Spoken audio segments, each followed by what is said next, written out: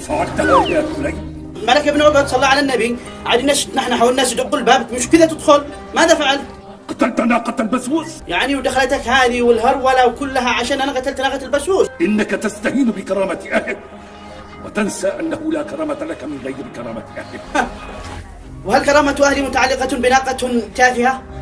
الجوار هو الكرامة التي تريد أن تتجاهلها. لا جوار إلا جواري يا ابن عباد، لا تنسى ذلك. جوارك عزيز ومصان، ولكنك بقتلك هذه الناقة تفهمنا أنك قادر على إهانة أي منا في أي وقت.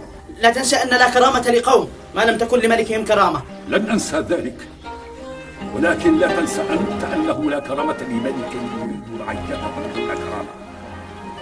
وأريدك أن تفهم أن قوانينك لا تنطبق عليك. يعني تنضم للناقة ضدي؟ لا تسخف مني يا بني، أنا الحارس بن عمر. خلاص تمام. ولن أنضم للوقت، وقسما لكل ما تقدسه العرب لن أعترف بعد اليوم بملك أو إمارة لأحد.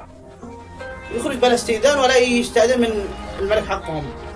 أوريكم دماء ربكم من أول وجديد. إنك تدفع الناس للخروج عن طاعتك وليس للخروج من مجلسك. قلت لي حري مني الحين ناقصة قد الحين تخلقني فوق راسي. وين تلفوني؟